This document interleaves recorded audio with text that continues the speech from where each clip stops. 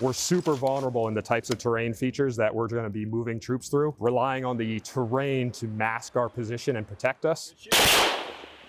So hopefully we're not getting in a fight at all. We're going to be at a bad place if we do. My name is Sergeant First Class Tim McLaughlin, and I'm an instructor at the Army Mountain Warfare School. The Army Mountain Warfare School provides tactical and technical training in mountain operations and cold weather operations. I've spent most of my military career in the Vermont National Guard, serving in the mountain infantry and here at the Army Mountain Warfare School. So as we go through this loadout, there's a lot of specialized equipment for mountaineering. For each particular mission, each particular day, we have to be selective with which equipment we bring with us and which we do not. To begin, I'll start talking with some of my tactical equipment. First thing in the winter months is dealing with oversnow mobility. In deep snow, it is hard to travel. Our tools for that, we need some sort of tool that gives us increased surface area so that we're going to float on top of the snow. Skis are the tool for moving in the high mountains during the winter months. They can go faster, further than anything else. They can traverse steep side slopes. They can move very efficiently in rolling terrain, and going downhill, nothing is faster. This gives us the most options for where we can go in the mountains. Snowshoes are lighter, cheaper, don't require any sort of specialized training. You can just strap them on and walk. They're significantly less efficient and limit where we can go in the mountains. We're certainly constrained to fewer and fewer avenues that we can use. Skiing does require a lot of equipment. The skis themselves, lightweight backcountry skis with alpine touring bindings on them that can travel both uphill and downhill. Alpine touring boots that are lighter and flexible, more flexible than alpine boots, allowing soldiers to still climb and travel and do other tasks besides just skiing downhill. In addition, for going uphill, we have climbing skins. These are adhesive skins that go to the bottom of the ski for uphill travel. They'll slide well going forward and have small hairs that will grab the snow, allowing you to move upward. In addition, you may carry, especially in a military context, ski crampons for firm snow. These go right into the bindings and provide an extra little bite for like wind pack. Whether using snowshoes or skis, poles are a key piece of equipment moving in deep snow. So ski poles provide a rest for shooting off of. They provide additional stability. They also, if you've ever gone prone in the deep snow, it's hard to do. You're just going to sink down and not be able to get your weapon and your optics above the snow. They also provide, if we do go prone, the platform that we can rest our elbows on and push back up when we go to stand up again. So operating in the snow, we do want snow camouflage, blend in with our environment. It's hard no matter what. Human beings stand out in the snow. We don't look like snow. So moving, it may not be super critical that we're wearing the snow camouflage. Oftentimes people are going to be able to observe us anyway. But especially once we get to our final location and go static, oftentimes we're hiding in the snow, right? We are digging in to create shelter. The snow can protect us both from the weather. It can protect us from observation. The snow is where we're going to be hiding. So we need to be able to hide in it. So over whites, especially in a wood environment, we're going to be wearing the pants at the least, may stay green and brown up top, and over white jacket as well. The other piece is an over white tarp. So this is for either covering packs or when we get in our final position, build our sight. We can use in whatever aperture we build, use this as a thermal screen, at least give us something between any optics looking at us and our body heat. It's not as good as natural snow. Natural snow is going to protect us a lot better, but it gives us something. It can also be used for building shelters, a lot of things you can do with cloth. Collecting snow, you pile up your snow in there for when you're making water at the end of the day. My kit for operating in the role of a mountain guide is extremely minimalist, right? My main job supporting a unit is to be able to climb through obstacles. I need something that I can climb and ski with, which means it can't be heavy. I need to be able to see my feet. I want to be able to layer over it with my warmer clothing, keep radio batteries warm and the like. So small chest placard, couple of magazines, med kit, and a radio pouch. Shoot, move, communicate. With the high chest rig, one of the things it does is as we start doing technical mountaineering, it separates our tactical equipment from our technical equipment, right? So on a mountaineering harness, we'll have everything we need for putting in ropes, protecting ourselves, protecting the team. And then we have our fighting gear up high, so we're not having to work through both systems. For a weapon, I'd be carrying an M4. We're trying to be as light as possible. We love snipers and we love machine gun teams in the mountains. They can get up high and cover a lot of ground. But again, my job as a guide would be to get them through terrain, get them up into those positions. This would really just be for personal protection in the worst case scenario, maybe providing local security for those teams once they're in place. Pretty standard M4, couple things specific to the winter environment. One, muzzle cap, trying to keep snow out of the barrel as we're moving. Two, we want to protect the lenses of our optics. So I know I've been guilty of throwing away muzzle caps and bikini covers. When I get these, I want the optic to be ready right away. But an optic is worthless if it's fogged up or filled with snow. So in general, better to have things covered, protected. It only takes a moment to take off caps, and you'll have an optic that works. As far as setup, 2-point adjustable sling. We do want something that we can get up high and out of the way. We're super vulnerable in the types of terrain features that we're going to be moving troops through, relying on the terrain to mask our position and protect us. So hopefully we're not getting in a fight at all. We're going to be at a bad place if we do. Frequent in the military, people don't sling their weapons muzzle up, but in deep snow, having the muzzle up is going to help keep it out of the snow. Along with the optics on the weapons, we have our night optics, also a real challenge in cold weather. The cold lens, any warm, moist air, like our breath, like the perspiration coming off of our skin, will fog these very easily. And that fog will freeze and you won't be able to use your optics anymore, right? So compared to in warmer environments, nods are generally worn further from the eye. I always carry some type of a lens cleaning rag, usually in a pocket, usually another one in the kit, usually another one stowed somewhere else, so I have plenty of these. The last piece, if I'm supporting a unit in a tactical scenario, I'm going to bring more cold weather clothing than I normally do. Compared to my role as a teacher here, where we are constantly moving, I can keep myself warm through that movement. Tactical situation, I'm going to be spending a lot more time static. So at the very least, I'm bringing an additional puff coat, I'm bringing my puff pants, and a foam pad to keep me warm when I'm sitting or lying in the snow. So already our kit's starting to add up quite a bit, right? And I haven't even gotten into any technical mountaineering, which oftentimes we're trying to avoid the more technical terrain. We start having to make compromises. For our training exercises and our goals within this course, right? My main job is to be an educator and introduce students to this terrain. I'm gonna strip down a lot of this stuff and go with just what is necessary to manage the terrain and protect the group. So packing for the mountain walk, I'm going to try and be very selective with what I bring. I need tools to protect myself, right, in movement and technical terrain.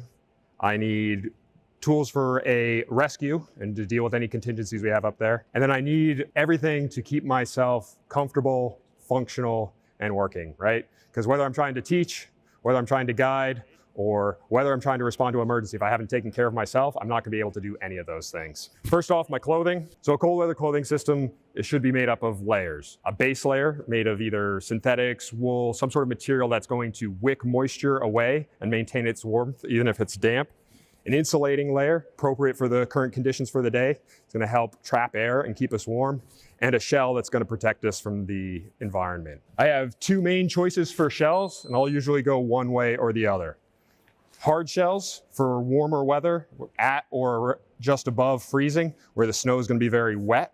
I'll need the additional protection of a more waterproof layer. Soft shells for when it's colder provide adequate protection, but allow more moisture to breathe out of the layers underneath, so I'm not getting as wet inside. So to start the day, I'm going to layer for moving, being comfortable, trying to be, I say comfortably cool. I'll actually be a little bit cold, but that means I'm not going to be getting wet, sweating inside my layers. So for handwear, I'm going to try and match the conditions of the day. If it's really cold, thick, fluffy, warm mittens. As it gets warmer, I can get by with thinner and thinner gloves. It's a balance, right? Because while I'm climbing, doing technical skills, tying ropes, the more dexterity I have, the better I can do that part of my job. But if my hands are really cold, I can't do it either. So if it's cold, I have to go warmer. So I'll wear gloves that match the current conditions. On my head, we have the fleece cap,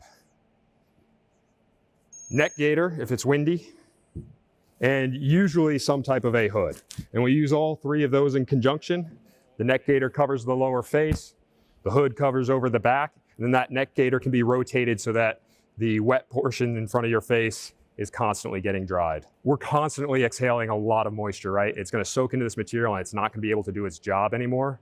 In addition, anytime we're looking through optics, whether that's on a weapon or nods, covering our face is gonna blow all that moisture up and into those optics. So we're gonna do our best to leave this down and just lifting it up when there's heavy winds and we need to rewarm our face a little bit.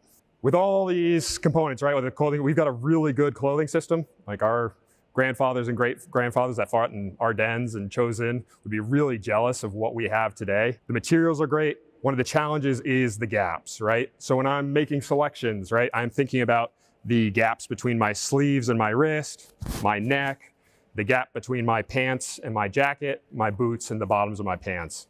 So gloves that have like a gauntlet style cuff helps cover up that gap. Hoods help close the gap between our torso and our head. And gaiters are used to close the gap between our boots and the bottoms of our pants. They also do a good job of protecting those more fragile shells from sharp points from crampons and our other mountaineering equipment. So on my body, I'll carry any immediately essential gear that I'm gonna need. So in my pockets, that lens cleaning cloth, keep at least one lighter on my body, keeping it warm and dry. Cold and windy, a little bit of lip balm to help protect my lips. Usually I'll carry an extra set of glove liners.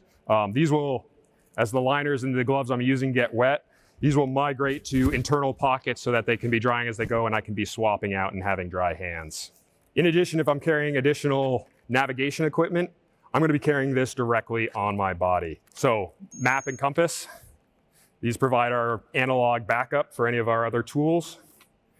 Usually we'll have a detailed, if we're responsible for walking point or guiding, we'll have a detailed route card showing our plan and checkpoints along the way. In addition, we have a piece of avalanche safety gear that we have to wear on our bodies.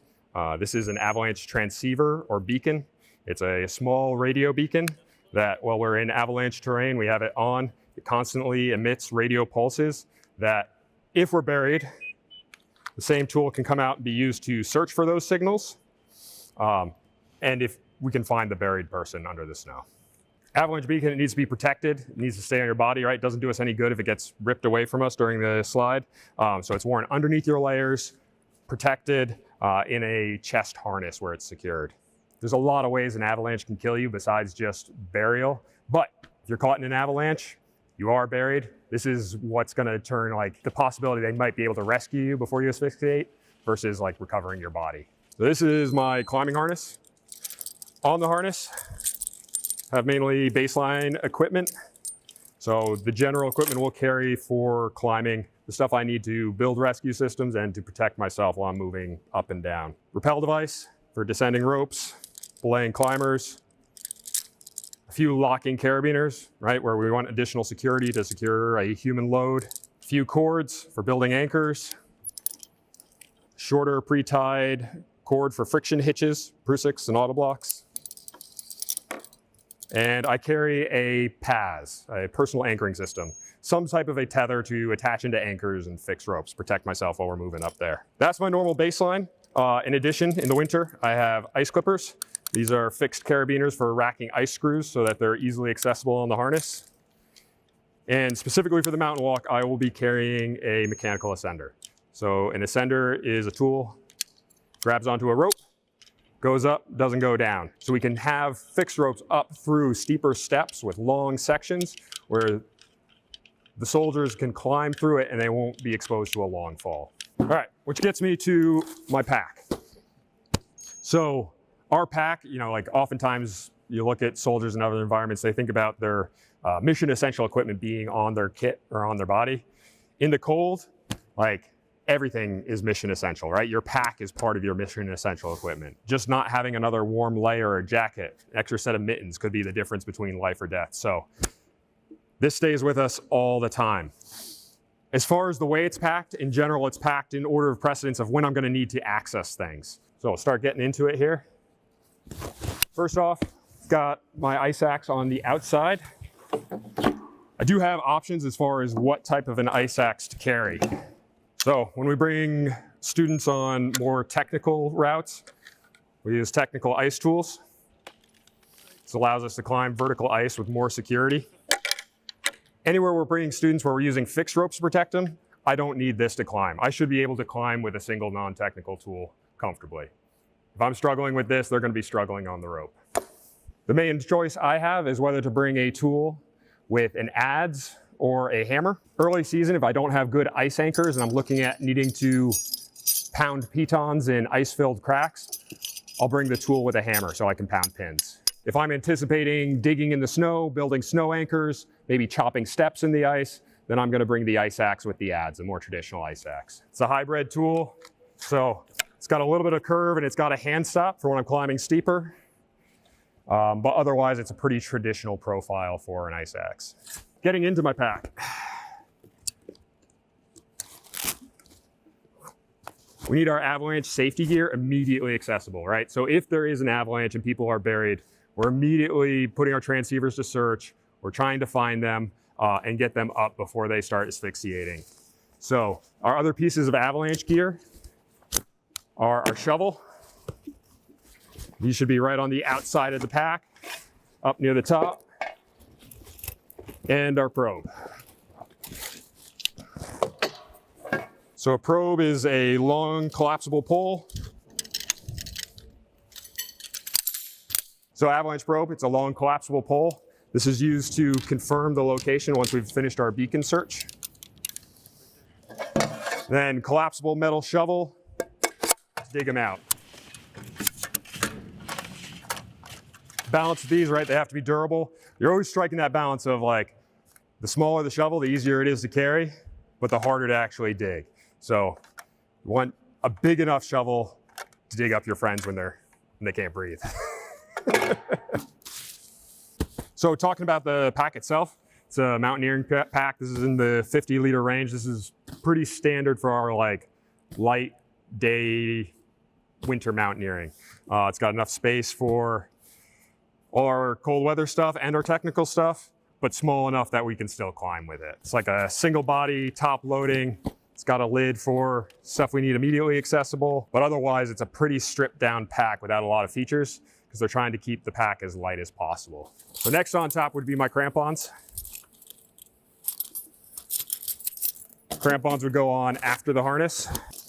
Crampons are simply spikes that we wear on the bottom of our feet, right? Spikes on the bottom for while we're walking flat on the ground, and horizontal spikes in the front for climbing steeper ice or snow. These are general purpose crampons. They have horizontal tips with a wider profile than some more technical crampons. But for where we're trying to bring our students, we're looking at a lot of snow, mixed ice and snow. These are pretty durable. They hold up pretty well. Does everything we need them to do. All right, next in my pack is things to keep me comfortable throughout the day. So I want to have access to my water. Water, if you keep it outside of a pack on an exposed kit, it's going to freeze really easily. These need to be protected from the cold weather. Maybe conditions this week, it's not critical to have the insulated cover, especially if it's inside my pack, wrapped up in a jacket.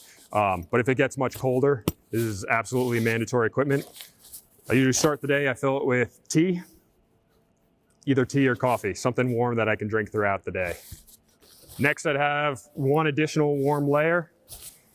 This could be like a fleece or a light jacket. Something just as I move, I can layer up or down with, right? The way I'm layered when I step off is for high activity. As we start getting into steeper terrain, there's going to be more pauses. There's going to be choke points. Movement's going to slow. I'm going to want an additional layer to stay comfortable during those times.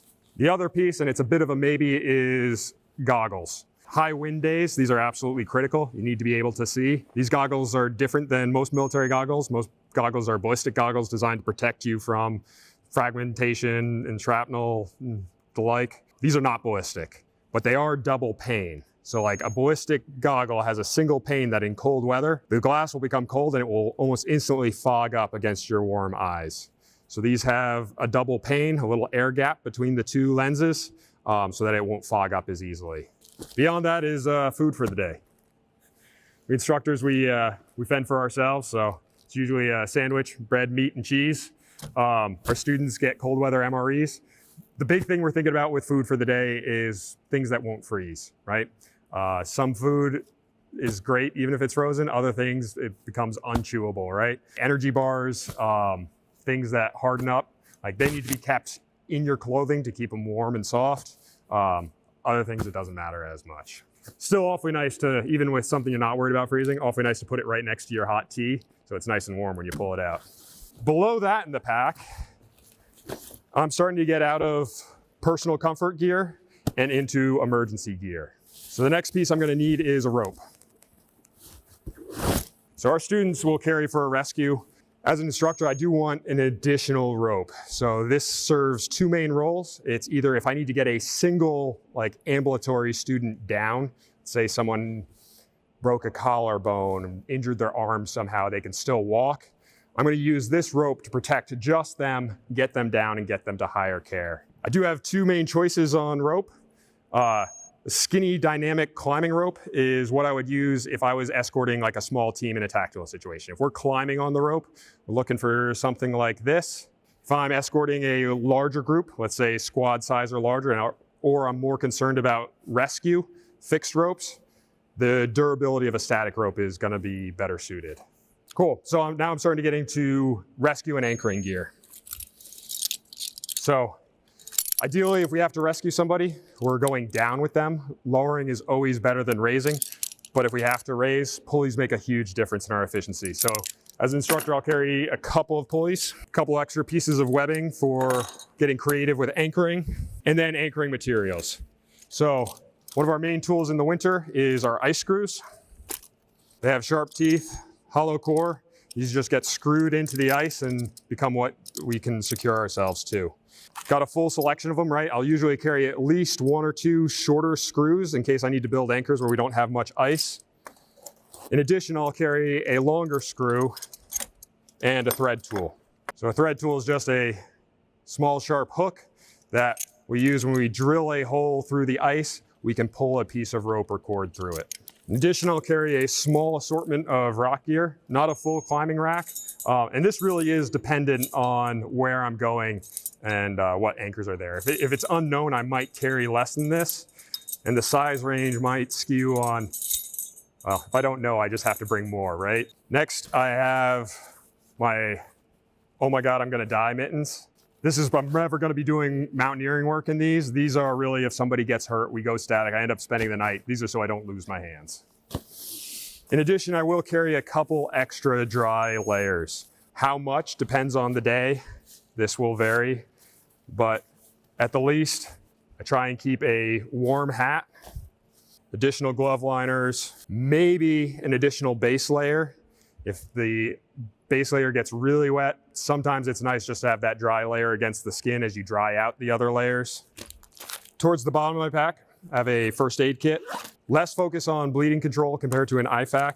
I've got a lot more bumps and bruises, small cuts type of treatment gear, types of things. Someone gets hit with an ice tool, gets hit by falling ice, they have small lacerations. Don't have to stop gunshot bleeds, but we want to be able to clean people up, tape them up. I will carry a little bit of additional gauze and tape in here as well, perhaps a cravat, but more of a general purpose kit. For additional first aid gear, I do keep a SAM splint inside the frame of my pack. These don't take up much space. They don't fit in the kit, but if we do have to splint, like especially arm, elbow, wrist injuries, make it a lot easier for us. So main body of the pack is empty now, just getting to the lid of the pack. So the lid, this particular pack has two compartments, one underneath, one on the top. Generally the top is stuff that I need to access throughout the day. So I do keep a warmer face mask in there. I do like, if I'm gonna be wearing goggles, something that has holes to direct that warm, moist air away from the goggles. So this only comes out if it's really windy. I've got my radio that we'll be operating on for the day, got more chapstick, and a few snacks. Maybe some sunscreen if it's gonna be sunny out there. On the underside, it's usually more emergency gear. So I've got a couple sets of hand warmers. These aren't for me. I try and dress warm enough that I'm gonna stay warm. This is really for, if we have students with really cold hands, we can give them something to actively rewarm them. In addition, extra crampon bars. These break fairly frequently. So if a student has a blowout up high in the gully, we have a replacement for them. Ski strap, sort of a do-all strap. It's great for splinting, great for securing things, great for equipment repairs. Headlamp, in case things go late. Spare batteries. I will be perhaps bringing a snow saw for isolating columns to do tests, trying to identify unstable layers in the snowpack. My snow study kit, right? Will have all the tools that I need for looking at that snow, making a record of it, so that we can track it throughout the season. Crystal card for looking at the snowflakes, a loop, so a small magnifying glass, again, to examine those snowflakes, and then notebook to record everything that we're seeing out there. And we'll try and track that throughout the season. Different seasons, I might be carrying different anchoring gear, right? Sometimes things are really icy. I don't need that rock gear. Springtime, early summer, nice firm snowpack. I might be bringing snow anchors with me. The snow is light and fluffy right now. This time of year, if we were gonna make snow anchors, it'd be with skis, not with these. Did forget a pretty important piece of equipment. My helmet. So that is it. This is all the gear that if I was guiding a unit, this is everything that I'd be bringing with me. You know, if we start doing this at war, I'm gonna be bringing even more. Might have to get a bigger pack. Snowshoes, if we wanna bring those. I hate snowshoes. It really is though, for most of the Army, it's the answer. Like, it takes years of practice to develop good skiers. Dudes need to be specially selected for it, so. But you suck.